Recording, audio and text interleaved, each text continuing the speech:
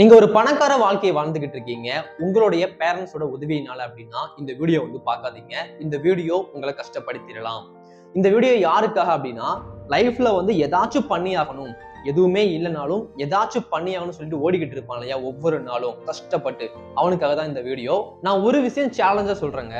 உங்க லைஃப்ல என்ன பிரச்சனை வந்து இது வரைக்கும் இருந்தாலும் சரி, இந்த வீடியோ பார்த்து முடிக்கும் போது எல்லாத்தையும் உடைச்சிட்டு என்னாலையும் சாதிக்க முடியும் அப்படிங்கிற எண்ணத்தை உங்க மனசுல வந்து இந்த வீடியோ வந்து விதைக்கும். இதை நான் சேலஞ்சாவே சொல்லிக்கிறேங்க. சோ ஒரே இடத்துல வந்து பாக்குறீங்க அப்படின்னா 2 மரங்கள் வந்து இருக்கு. ஒரு மரம் வந்து வீட்டுக்குள்ள வந்து இருக்குது, இன்னொரு மரம் வந்து வீட்டுக்கு வெளியே அனாதையா யாருமே பார்த்துக்கொள்ள முடியாத அளவுக்கு இன்னொரு மரம் வந்து இருக்குது.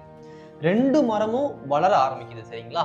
ஒரே நேரத்துல தான் நட்டப்படுது, ஒரே மாதிரி தான் வளர ஆரம்பிக்குது. ஆனா தண்ணி மட்டும் பாத்தீங்க அப்படின்னா இந்த மரத்துக்கு வந்து டெய்லி வந்து ஊத்தப்படுது, ஓனரால வந்து ஊத்தப்படுது. இந்த மரத்துக்கு எவ்வளவு தண்ணி ஊத்தணும், எவ்வளவு தேவைப்படும் அப்படிங்கிறது ஓனருக்கு வந்து தெரியும். இந்த மரத்தை வந்து ஒவ்வொரு நாளும் பார்த்துக்கிடுவாங்க.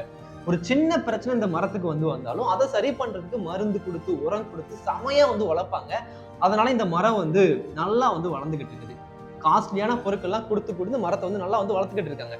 ஆனா இந்த மரத்துக்கு வந்து எதுவுமே கிடையாதுங்க. அதுவா வளர்ந்தாகணும், அதுவா தன் உயிரை காப்பாத்தி ஆகணும்.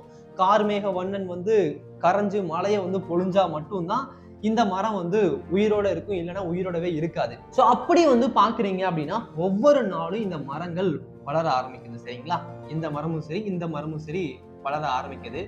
ஒரு 10 வருஷம் கழிச்சு பார்க்கும்போது இந்த மரம் வந்து குட்டியாவே இருக்குது. எப்படி இருந்துச்சோ அதை விட கொஞ்சம் வந்து வளர்ந்துக்குது. ஆனா இந்த மரம் வந்து நல்லா வந்து வளர்ந்துருச்சு, நல்லா பெருசா வந்து வளர்ந்துருச்சு. ஆனா இந்த மரம் வந்து எதிர்பார்த்த அளவுக்கு வந்து வளரல, சின்னதாவே வந்து இருக்குது. ஆனா ஒரே ஒரு விஷயம் வந்து பாக்குறீங்க அப்படின்னா இந்த மரத்தோட வேர் இருக்கு இல்லையா, அந்த வேறு மட்டும் ரொம்ப ஆழமா போயிருச்சுங்க. இந்த மரத்துக்கு, அனாதை மரத்துக்கு வந்து பாத்தீங்கன்னா வேறு வந்து ஆழமா போயிருச்சு. இந்த காஸ்ட்லியான மரத்துக்கு வந்து பாத்தீங்கன்னா தண்ணி வந்து மேல இருந்தே கிடைக்குது இல்லையா. சோ என்ன பண்ணிருச்சு அப்படின்னா ஆழமெல்லாம் போல, அப்படியே சைட்லயே வந்து இந்த மாதிரி வந்து போயிருச்சு. இது வந்து பணக்காரர் மரம், இது வந்து அனாதை மரம். சரிங்களா? சோ ஒரு சீசன்ல வந்து பாக்குறீங்கன்னா வெயில் வந்து பயங்கரமா அடிக்குதுங்க. வெயில் சூரியன் வந்து பாத்தீங்கன்னா பயங்கர போர்ஸா வந்து அடிக்குது. அதனால இந்த மரத்தால முடியல. இது என்ன பண்ணுது அப்படின்னா தண்ணி எங்கேயாச்சும் கிடைச்சிடாதா, எப்படியாச்சும் உயிர் வாழ்ந்துட மாட்டோமா, எப்படியாச்சும் இந்த நாளை கடந்துட மாட்டோமான்னு சொல்லி ஏங்கி ஏங்கி அதோட வேரை வந்து எவ்வளவு முடியுமோ எல்லா திசைக்கும் வந்து அனுப்புதுங்க. அப்படி அனுப்பும் போது இந்த பக்கம் வர பாக்குது, இந்த வீட்டுக்குள்ளேயும் வர பாக்குது. பட் இந்த மரத்தோட வேறு வந்து அதை வர விடாம பண்ணி வெளியே போடான்னு சொல்லி சொல்லிடுது. சரி ஓகேன்னு சொல்லி இந்த மரமும் எங்கேயாச்சும் தண்ணி கிடைக்காதான்னு சொல்லி வேற அனுப்பி அனுப்பி தேடிக்கிட்டே இருக்குது. அப்படியும் கொஞ்சம் கொஞ்சம் தண்ணி கிடைக்கிறத வச்சு உயிர் வாழ்ந்துகிட்டு இருக்குது. ஆனால் எப்பவுமே இப்படியே இருக்காது இல்லையா. இந்த ஓனர் வந்து இறந்துட்டாங்க. ஆனா அதுக்கப்புறமும் தண்ணி கிடைக்குது, நல்லா வளர்ந்துருச்சு, மழை பெய்யும் போதெல்லாம் தண்ணி கிடைக்குது, வளர்ந்துகிட்டு இருக்குது. ஆனா ஒரு நாள் யாருமே எதிர்பார்க்க முடியாத அளவுக்கு ஒரு புயல் காத்து வந்து அடிக்குதுங்க அந்த ஊர்ல. பயங்கரமான புயல் காத்து. இதெல்லாம் தாக்கு பிடிக்க முடியல. ஏன்னா வேறு வந்து சின்னதா இருக்கிறதுனால தாக்கு பிடிக்க முடியல, அடிச்சு தூக்கிருச்சு இந்த மரத்தை. மரம் வந்து இப்ப கீழே வந்து விழுந்துருச்சு.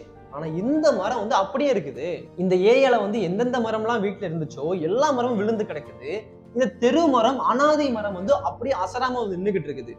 எப்படி சொல்லி பார்க்கும்போது தண்ணி கிடைக்காம ஒவ்வொரு வேரையும் ஆழமா வந்து மரம் வந்து அனுப்பியிருக்குங்க. அப்படி வேர்லாம் வந்து ஆழமா போனதுனால காற்றுனால வந்து ஒண்ணுமே பண்ண முடியல. இந்த மரம் வந்து ரொம்ப ஸ்ட்ராங் ஆயிருச்சு.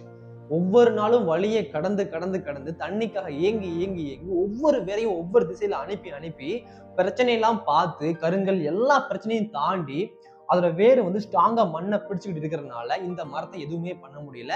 இந்த மரத்துக்கு எல்லாமே வெளியிருந்து கிடைச்சிக்கிட்டே இருந்தது அப்படிங்கறதுனால இந்த மரம் வந்து சீக்கிரத்திலே வந்து விழுந்துருச்சு. இந்த ஸ்டோரி யாருக்காகன்னு சொல்லி உங்களுக்கே தெரிஞ்சிருக்கும். நான் ஃபர்ஸ்டே சொல்லிட்டேன் இல்லையா, பணக்கார வீட்டு பசங்க இந்த வீடியோ வந்து பார்க்காதீங்க, பேரண்ட்ஸோட உதவியினால வாழ்ந்துகிட்டு இருக்கீங்க அப்படின்னா வீடியோ வந்து பார்க்காதீங்க சொல்லியிருப்பேன் இல்லையா. ஸோ இந்த மரம் வந்து பாத்தீங்க அப்படின்னா லைஃப்ல வந்து துணைக்கு வந்து யாருமே இல்லைன்னாலும் தன் வாழ்க்கை நோக்கி ஓடிக்கிட்டு இருப்பான் இல்லையா, அவன் தாங்க இந்த ஒரு மரம். இந்த மரம் வந்து ஒரு பணக்கார வீட்டு பையன் மரம். ப்ரோ என்ன இப்படி சொல்றீங்க, என்கிட்ட 10 கோடி இருக்குது. ஒரு பெரிய பணக்கார தந்தை வந்து சொல்றாங்க என்கிட்ட, இப்போ ஒரு 10 கோடி என்கிட்ட இருக்குது, என்னோட 10 கோடியை அவன்கிட்ட நான் கொடுத்தேன் அப்படின்னா இந்த மரம் மாதிரி கிடையாது, விழலாம் மாட்டான், இந்த மரம் மாதிரி தான் இருப்பான். இந்த மாதிரி ஒரு பணக்கார தந்தை வந்து சொல்றாரு என்கிட்ட இப்போ. ஓகே அப்படியே வச்சுக்கலாம், நீங்க சொல்ற மாதிரி வச்சுக்கலாம். ஒன்னே ஒன்று மட்டும் சொல்றேங்க. திருபாய் அம்பானி இருக்காங்க இல்லையா, அவங்க தான் முகேஷ் அம்பானியோட தந்தை. இந்தியாவோட நம்பர் 1 பணக்காரருடைய தந்தை தான் திருபாய் அம்பானி. அவருடைய பசங்க வந்து பாத்தீங்கன்னா 2 பேர். ஒருத்தங்க முகேஷ் அம்பானி, சரிங்களா, முகேஷ் அம்பானி. இன்னொருத்தர் வந்து அனில் அம்பானி. இப்படி 2 பேர் வந்து இருக்கிறாங்க. சொத்து வந்து பிரிக்கும் போது இவங்களுக்கு 50%, இவருடைய சொத்து வந்து இவங்களுக்கு 50%, இவங்களுக்கு 50% வந்து போச்சு. இப்போ யார்கிட்ட அதிக சொத்து இருக்குது அப்படின்னா, இவர்கிட்ட பல மடங்கு இந்தியாவுடைய நம்பர் 1 பணக்காரர் இவர் தான். ஆனா இவர்கிட்ட வந்து 0 கடன்ல வந்து இருக்கிறாரு. இந்த பணக்கார தந்தை சொத்தை வந்து பிரிச்சு கொடுக்கும் போது சரிசமமா தான் பிரிச்சு கொடுத்தாரு. அப்புறம் ஏன் இவர் மட்டும் ஏழையானாரு? சோ இந்த மாதிரிலாம் ஏன் அவர் ஆக முடியல? அவரை பத்தி எனக்கு பெருசா வந்து தெரியாது, அவர் எப்படி லைஃப் இருந்துச்சுன்னு சொல்லிட்டு. ஆனா ஒண்ணு மட்டும் சொல்லுவேன், இந்த அம்பானி இருக்காங்க இல்லையா, முகேஷ் அம்பானி, அவருக்கு சொத்து கிடைக்கும் போது பெருசா வந்து எதுவுமே இல்லை. பெரிய பெரிய சொத்து எல்லாமே இவருக்கு தான் வந்து போச்சு, அனில் அம்பானிக்கு தான் போச்சு, இவருக்கு எதுவுமே கிடைக்கல. சோ இந்த மரம் மாதிரி இவர் நிறைய கஷ்டப்பட்டதுனாலதான் இவர் இப்போதைக்கு இந்தியாவுடைய நம்பர் 1 பணக்காரங்களா வந்து இருக்கிறாங்க. சோ நீங்களும் இந்த ஒரு ஸ்டேஜ்ல வந்து இருக்கிறீங்க அப்படின்னா, இந்த மரம் மாதிரி இருக்கிறீங்க அப்படின்னா கவலைப்படாதீங்க, கஷ்டப்படாதீங்க. இந்த ஒவ்வொரு வேரும் வந்து போச்சு இல்லையா, நீங்க ஒவ்வொன்றும் முயற்சி பண்ணிக்கிட்டே இருக்கீங்க இல்லையா, அது ஒவ்வொன்றும் பார்த்தீங்க அப்படின்னா இந்த வேருங்க. நீங்க ஒரு ஸ்விக்கி ஓட்டலாம், இப்போ என்ன வேணாலும் வேலை பார்த்துக்கிட்டு இருக்கலாங்க. அது ஒவ்வொன்றும் வந்து ஒவ்வொரு முயற்சியும் ஒவ்வொரு வேறு. ஒரு நாள் ஒரு பெரிய கஷ்டம் வரும்போது இது எல்லாத்தையும் வச்சு, எல்லா அனுபவத்தையும் வச்சு நீங்க பெருசா வந்து ஜெயிக்க முடியும். இங்க எதுவுமே இல்லைங்க, இந்த இடத்துல தடைப்பட்டு போச்சு அப்படிங்கறதுனால இதனால ஒண்ணுமே வந்து பண்ண முடியாது. கீழே வந்து இந்த மரம் வந்து விழுந்துரும். ஸோ இப்படி இருக்க நீங்க ஆசைப்படுறீங்களா, இல்லை இப்படி இருக்க ஆசைப்படுறீங்களா? இப்படி இருக்கிறது தான் பெருமை, இப்படி இருக்கிறது பெருமை வந்து கிடையாது. ஸோ நீங்க பணக்கார தந்தையா இருக்கிறீங்க, உங்களுடைய பசங்களை இப்படி வளர்த்துக்கிட்டு இருக்கீங்க அப்படின்னா அது தப்புங்க, தப்பு தான். ஸோ ஒரு பணக்கார தந்தையா இருக்கிறதுக்கு பதிலா ஒரு நண்பனா இருங்க. வீட்டை விட்டு துரத்திரு, காசை கொடுக்காத, நான் அந்த மாதிரி சொல்லலாங்க. கஷ்டம்னு வரும்போது காசு கொடுங்க, ஆனா கஷ்டமே தெரியாத அளவுக்கு காசு வந்து கொடுக்காதீங்க. இந்த ஒரு லைன் வந்து என்னோட புக்ல வந்து வரும். நான் ஒரு 5 புத்தகம் எழுதியிருக்கேன், அது ஒரு 5000 பேருக்கு மேல படிச்சிருக்காங்க. படிச்சவங்க எல்லாருமே என்னோட வயசு வந்து 50, 70 இந்த மாதிரி நினைச்சுக்கிட்டு இருக்காங்க. சோ அந்த ஒரு அனுபவத்துல நான் சொல்றேன், கஷ்டம் தெரியாம வளர்த்தா இந்த மாதிரி தாங்க ஆகும், நிச்சயமாக ஆகும். சோ அதுவே நீங்க இந்த மாதிரி வளர்ந்துகிட்டு இருக்கீங்கன்னா வளர்ச்சி சின்னதா தான் இருக்கும், கஷ்டம் நிறைய இருக்கும், ஒவ்வொரு நாளும் வாடி கஷ்டப்பட்டு துன்பப்படுவீங்க. ஆனா ஒரு நாள் பெருசா வந்து ஜெயிப்பீங்க.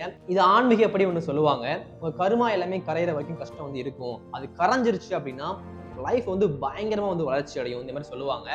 எஸ், உண்மைதான். ஒரு கஷ்டத்தை கடவுள் உங்களுக்கு கொடுக்குறாரு அப்படின்னா அது உங்களை தகுதிப்படுத்துறதுக்காக மட்டும்தான். ஒரு பிரச்சனை வந்தா மட்டும்தான் அந்த பிரச்சனை சமாளிக்கக்கூடிய வழியுமே கிடைக்கும். சோ இந்த மாதிரி ஸ்டேஜ்ல நீங்க இருக்கிறீங்க அப்படின்னா சீக்கிரமா நீங்க உங்க ஆசைப்பட்ட மாதிரி ஒரு பெரிய லைஃப் உங்களுக்கு கிடைக்க போகுது. எஸ், நீங்க பார்க்கக்கூடிய வேலையில நிறைய கஷ்டம் இருக்கும், நிறைய துன்பம் இருக்கும், எல்லாமே தான். ஆனா இந்த ஸ்டோரியை மட்டும் மனசுல வந்து வச்சுக்கோங்க, வச்சுக்கிட்டு கொஞ்ச நாள் ஓடுங்க. லைஃப் முழுக்கவே இந்த மாதிரி கஷ்டம்லாம் வந்து இருக்காதுங்க. நிச்சயமா எல்லாமே வந்து மாறும், எல்லாருக்குமே வந்து மாறும். உண்மையா உழைங்க, ட்ரிங்க்ஸ் பண்ணிட்டு ஸ்மோக் பண்ணிட்டு மத்தவங்க மாதிரி இந்த மாதிரி லைஃப் வந்து வாழாதீங்க. உங்களுக்குன்னு ஒரு லட்சியம் இருக்கு, நீங்க ஓடிக்கிட்டு இருக்கீங்க, சாதிக்க போறீங்க அப்படிங்கறதுனால எல்லாரும் மாதிரி லைஃப் வந்து வாழ்ந்துடாம நீங்க ஒரு ஸ்பெஷல் பர்சனா வந்து வாழுங்க. அப்பாவுடைய சொத்துல வந்து வாழாம தனியா நின்று வந்து வாழ்றீங்க இல்லையா, நீங்க பெருசா வந்து ஜெயிக்க போறீங்க. சோ இதெல்லாம் நீங்க தாண்டி வந்து வரும்போது ஒரு நாள் நீங்க என்ன ஆசைப்பட்டிருந்தாலும் சரிங்க, எனக்கு 1 கோடி வேணும், இல்ல 10 கோடி சம்பாதிக்கணும், நான் பெரிய ஒரு பிசினஸ் மேனா ஆகணும், இந்த மாதிரி என்ன ஆசைப்பட்டிருந்தாலும் சரி அது நிச்சயமாக நடக்கும். அது சீக்கிரத்திலே நடக்காது, கொஞ்சம் கஷ்டத்துக்கு அப்புறம் அது நடக்கும், நிச்சயமாக நடந்தே தீரும், நம்புங்க. சோ அப்பா அம்மா இல்லாம, பேரண்ட்ஸோட சப்போர்ட் இல்லாம தனியா வாழ்ந்துகிட்டு இருப்பாங்க இல்லையா, அவங்க எல்லாருக்கும் இந்த வீடியோ அனுப்புங்க. அவங்க எல்லாருமே இந்த ஒரு மரம் தான், உங்க கூட அவங்க இருக்காங்க அப்படின்னா உங்களால முடிஞ்ச ஹெல்ப் அவங்களுக்கு வந்து பண்ணுங்க. இந்த வீடியோ முடிஞ்ச வரைக்கும் நிறைய பேருக்கு ஷேர் பண்ணுங்க, லைக் பண்ணுங்க. இதே மாதிரி அடுத்த வீடியோல வந்து பார்க்கலாம். தேங்க்யூ.